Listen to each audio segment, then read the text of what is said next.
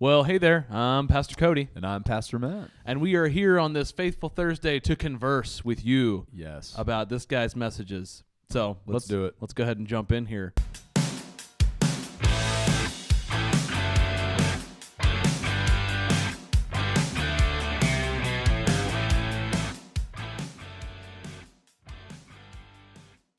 So we are, we missed our podcast last week. Our schedules and the stars did not align correctly. No, they did not. And we just didn't make it happen for you. So for that, we're sincerely sorry.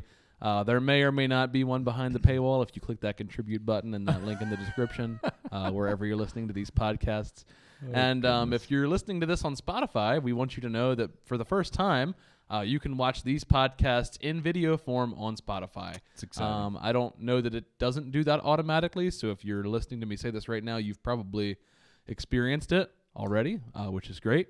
But I guess they selected us as a candidate to do that before it rolls out like completely. So Cool. super cool. It's awesome. But we are here to talk about, we're 3 weeks deep in the book of Romans, and I think it's been really cool thus far. We've tackled a lot of introductory things about Paul and about maybe the state of Rome and the Roman church in the first century, as it were. And we're just, we got some catch-up work to do the last 2 weeks. Yeah. So let's comb through. I think last week and the notes are in the description, by the way. But I think last week you kind of ended off on what you had done on 1 through 7. Mm-hmm. And then this week you kind of end on 16, 17. Yeah. Right? Well, I went past 7 the week before and just kind of read through to 17 and Paul's thesis, yeah, as some would say. yeah. And then just kind of worked my way back through it. And I wanted to take last Sunday, forgive me, just struggling with my voice. But last Sunday I just wanted to kind of pause on 16 and 17 and take some time on that and just really visit what the gospel is. Like, what is he saying, when he says that word, that young Gileon? Yeah. What does that mean? And kind of show and showcase, if you will, other places, in the pastoral epistles to the church at Corinth, where he's used the same language. So we kind of like highlighted that, highlighted the gospel, and there's just so many similarities in the way that they, come together, which obviously that makes sense. Yeah, it's true. I was listening to this morning, actually. I was listening just through like Romans 1 and 2. Yeah. On my drive-in, and which is just enough time to cover Romans 1 and 2 and maybe a couple of songs. But I was listening, and he used the term the spirit of holiness. Have you done any recon into that as to maybe what he meant by that? Yeah. Because I think I glaze over things like that, and you kind of just infer what stuff like that means. But I was like, that's kind of interesting. Like, I wonder what Paul meant when he said spirit of holiness. What do you... Well, I think that was in the first message. Really? You tackled that topic? Yeah. Well, I think I mentioned it. Let me see if I can find the... I want to say it definitely falls in chapter 1 early on. Yeah. Yeah. It's like, Jesus was means. Resurrected. In the spirit of holiness. Yeah. Well, by the Spirit. Yeah. Yeah. Let me see if I can pull up the first sermon. Here we go. Yeah. Romans introduction. I did have 1 through 7 in there. There it is. Okay. Yeah. So verse number 4, and was appointed to be the powerful Son of God according to the Spirit of holiness by the resurrection of the dead. So I think if you scroll down, I kind of like, as much as I like to talk about how much my life has changed, that part of the message, where Paul's introducing himself as a servant, the doulos, and all the implications there: a servant, an apostle, an ambassador, a messenger, one who promotes, what God has done in his life. He turns and he says, look, this is really not about me. It's about Jesus. Right. And so verse 3 through 7, he said, you see, Jesus was human, son of David. Jesus was related to you. And so I think really this builds upon the idea that there's intermingling, right, in this church. It's to the Jew first and also to the Greek. And what you're finding is in Rome, these are house churches.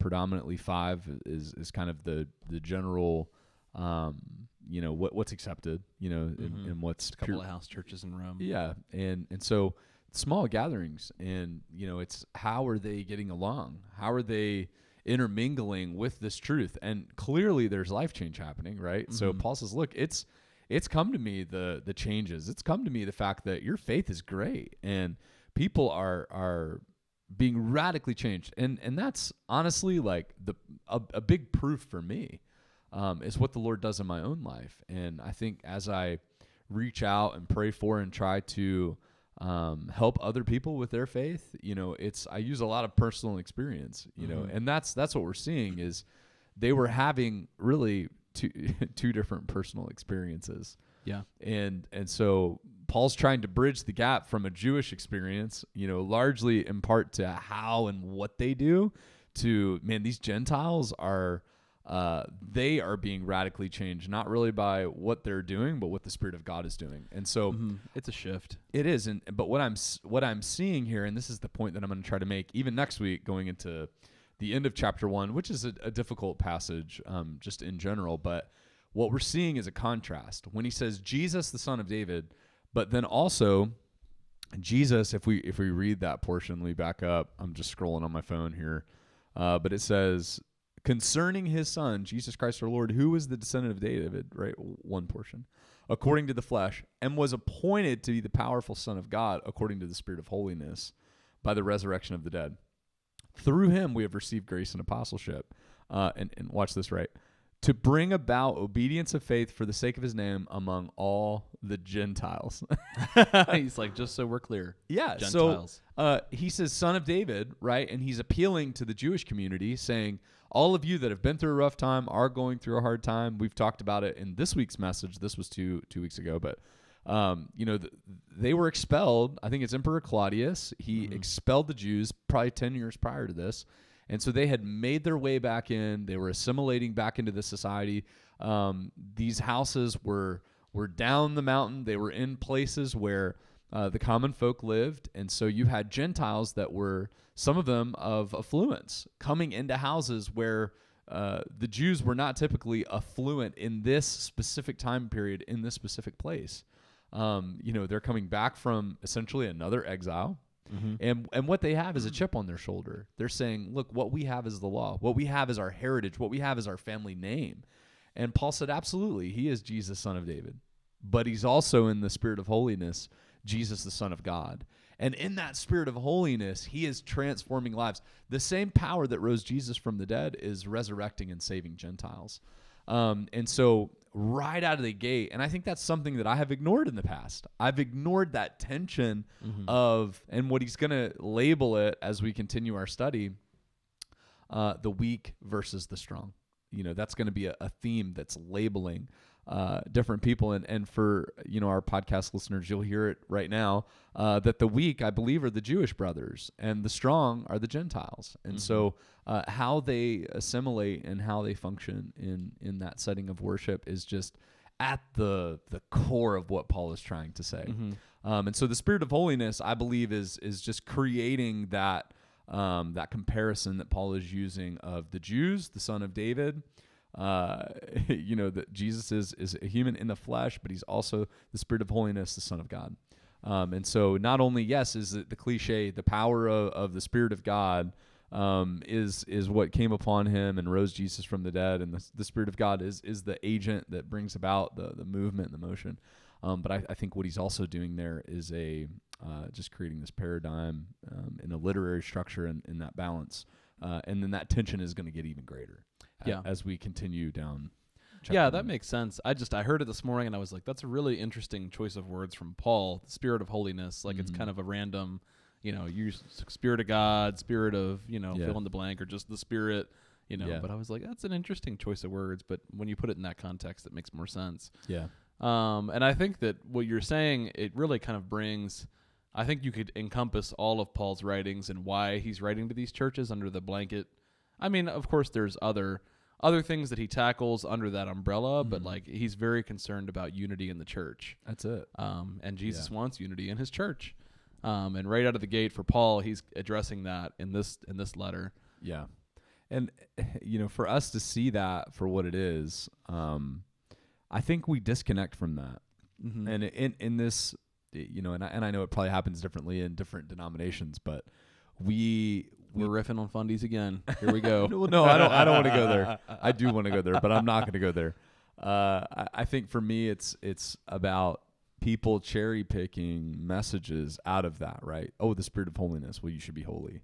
You know what I mean? Or, Paul talks about the gospel and how he's not ashamed. Well, we should be bold, right? Absolutely. Those are elements that are there in the text, and they're a part of this conversation that we should be bold. We should be ambassadors. We should be pursuing others with the gospel of Christ. But was that the point of what he was saying? Or was the point not so much? Yeah. Or was the point you're not bold and you're not okay with sharing this with other people. You're not okay with laying down what you think is most important to you in someone's sanctification and accepting a different perspective so that more people can come to Jesus. So you would say, just to bring clarity for those that are maybe haven't listened to your message yet, you're saying that to be ashamed, Paul's saying, I'm not ashamed of the gospel, meaning that, if you're reading into it from the other side, what he's saying is maybe the Jewish brothers are ashamed to share it with those outside of their Jewish heritage. Is that what you mean? Yeah, but I think Paul is saying, I'm not ashamed to do this. So I think he's confronting their actions, not necessarily their shame.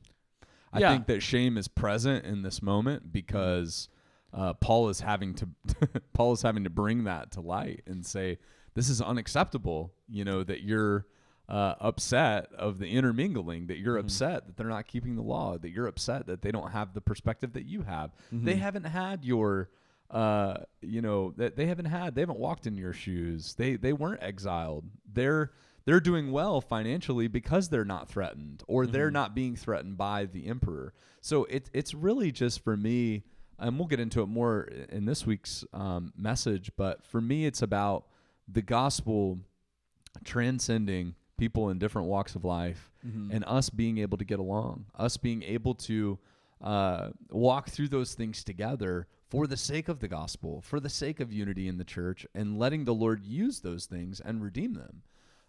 That's like the heartbeat. So it's less about like, I can't believe you guys are scared to share your faith. It's like, no, I can't believe that you are not willing to share that with and eat at the same table as Gentiles still. 100%. Yeah, and that does bring a whole new perspective of it. And you talked about N.T. Wright's book a little bit. Yeah, I think it was N.T. Wright's book that you quoted, but basically like we slap a label on something, and even though like that label may not be what it is like precisely, but like we will always look at it through that label until we undergo a much needed transformation of how we look at things. Yeah. And I think that is the case with the book of Romans. And I think for a lot of folks, even in the Protestant belief system, or I guess denominations, evangelicals, we look at it the same way that, somebody would look at it as a systematic theology, and that's just not what it is.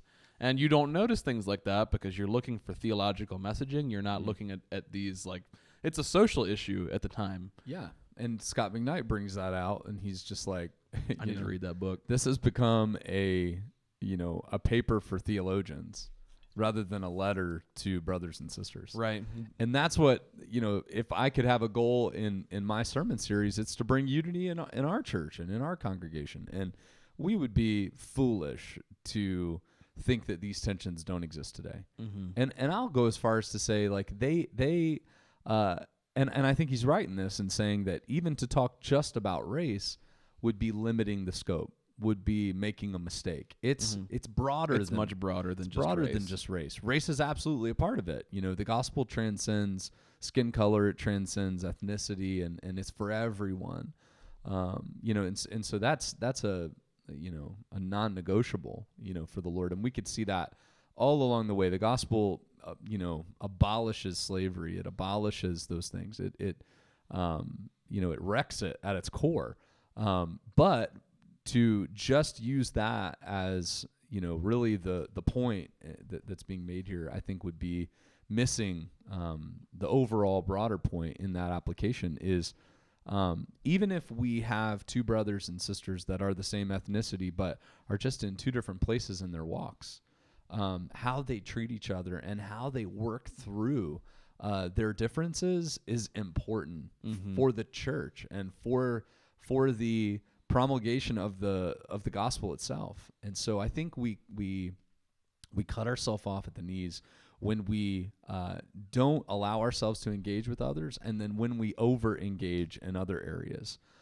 So people being different, people being in different places, people drawing lines in different places about what's acceptable and what's unacceptable, and what they are okay with and what they're not okay with. More talking about, what people accept in their own personal lives, and how that comes into a church life. It's just vitally important that we not separate and segregate on those things that are absolutely they're minor in comparison to the major message.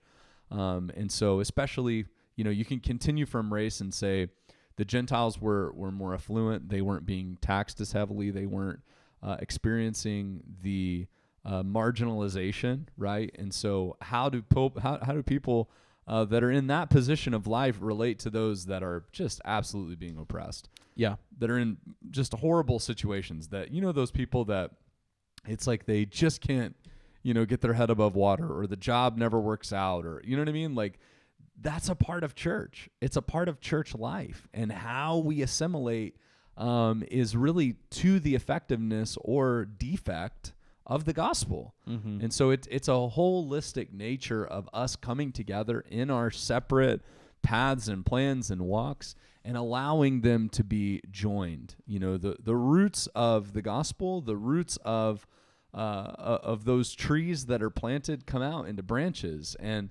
Israel, man, they had their struggles. And at this point in time, the Gentiles were being grafted into that. They were coming alongside of. They were completing. It was terminology like the fullness of the Gentiles that the Lord was after. So we know that God came to save, every tribe, every tongue, but the implications of that are what we're not okay with. Yeah. That's where we pull up short. But anyway. Yeah. And I think I guess it's especially that tension exists in America because we have such a broad range of ethnicities and economic backgrounds and all of these other different dividers, cultural dividers in small communities. Yeah. And so a small community church can have rich people, it can have poor people, it can have everybody in between, black people, Asian people, white people, so on and so forth. Yeah. And, we have to figure out how to coexist with each other in a meaningful way. Right. And I think that's what ultimately Paul's ultimate goal is that when you know what I mean? Like it's a major theme, major goal. For sure. And it's going to play out. Because the gospel is for everybody.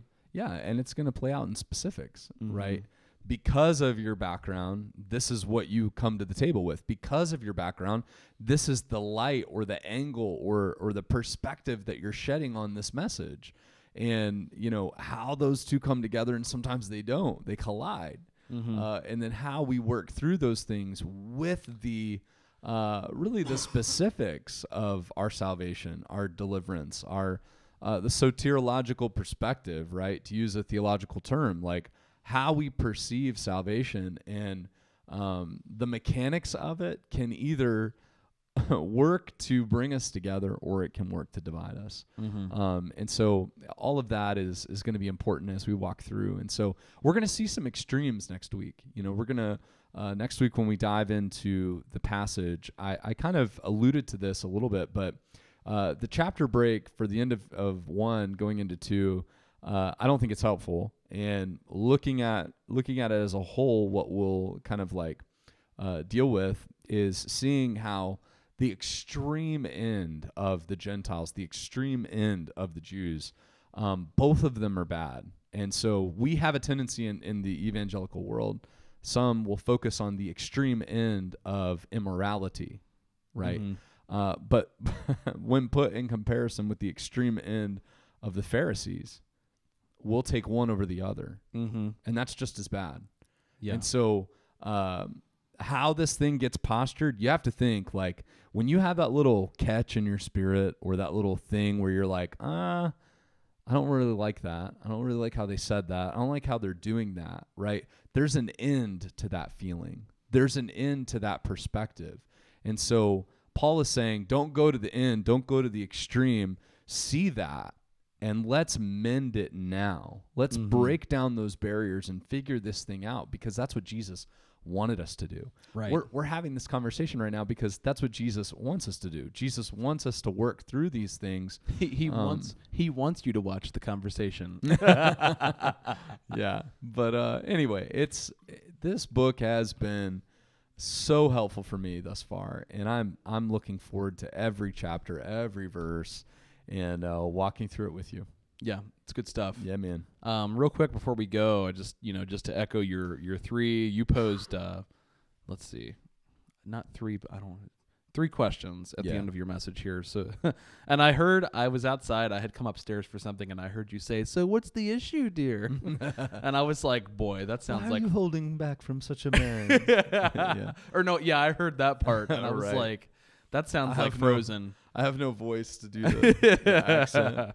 My daughter watches Frozen like 5 times a day at least, and I was like, "Oh man, that sounds familiar." Right. So what's the issue, dear? And you said there are 2 kinds of people. Yeah. And that seems to be the crux of what Paul is addressing. And you said, have you experienced, number 1, personally, the good news of Jesus? Have you been delivered from something? Do you see your need? Yeah. Number 2, have you considered that God wants to reveal himself in you? Right. Ooh, that's a big deal. Mm-hmm. And have you given the Lord the opportunity? And number 3, have you put stipulations, slants, or spins on this news story? What motivates your living? What motivates your living this out, or better yet, what creates conversation for you around this story? And so, yeah, every news company does indeed have a slant these days, but the gospel needs no slant. Yeah. And I think these are very important questions that we should all ask ourselves when it comes to, to spreading the gospel, because we all have these, these blinders or these filters and things that we look at things with. But, I think these questions kind of strip that down a little bit. Yeah. When we talk about the differences, the beginning, right, the first steps that we need to take on this journey go back to the gospel. It goes back to first principles and the fact that what Jesus did for us is the most important transformative work that has ever been done. And so when you go back to the fact that, look, have you experienced Jesus? Right? That's the first question. Right. Not have you experienced life the way they've experienced it. Not have you experienced it. My experience isn't your experience, and here's why. And look, we're a society that lives by comparison. Oh my goodness, yeah. And I'm no exception to that. I work on it and I fight it just like the next guy. You want to drink of my water? No, I'm okay. I've been losing it and getting it all day from yesterday. If I talk any length of time, I lose my voice. But pray that I get my voice back for Sunday. But the challenge is, when we encounter those things, those differences, we need to just go back to, have we experienced Jesus? And if you have, woman at the well, you're going to go and you're going to minister, and you're going to minister out of that drink of living water, and it's going to flow differently. Yep. And it's going to hit differently, right? But unfortunately, we're in a church that says it's not by works of righteousness, that says that it's a work of God, and yet all we can talk about is what we do. All we can talk about is how we know it and how we understand it. And I'm not talking about your experience. I'm saying literal knowledge, literal perspective, right? And so we need to get back to the fact that inarguably, I think that's the word, if we've experienced life change, that's not something someone can argue with. If we've experienced transformation, that's not something someone can argue with. And so let's go back to the basis. The bedrock foundational thing is that Jesus appeared to people. Yeah. And those people saw it and they were changed. And that change led them to radically change their lives and their approach to other people. So I think that we got to stop the Christianese motions of just walking through life, identifying as a Christian, and we need to become Christians. We need to bleed that out. And that's where that second question comes in. Has the Lord revealed himself to you? In your doubt, in your insecurities, has he showed himself strong? Has he been there in those moments where you're like, I just don't know? And he whispers, and he's there, and he's present in those moments. So these are questions to ask yourself at the end of, and it's in the notes. And and just really see if you're in alignment with verse 16 and 17, because I think that those questions were ones that I used for myself to make sure that I was in alignment with what the Lord was doing. And I hope they're helpful for you. Yeah, good stuff. It's a good word. And life change. Man, I think we talked about that on our last podcast. Life change is the ultimate apologetic. So don't worry about what you know or don't know. Spreading the gospel is for everybody, because the gospel is for everybody. And Jesus can change anybody's life. Yeah. So, and we pray that he changes yours. Amen. Amen. Well, we're going to hop off of here, but we appreciate you hanging out with us. Yeah, God bless you. Love you guys. God bless, do less. Peace out.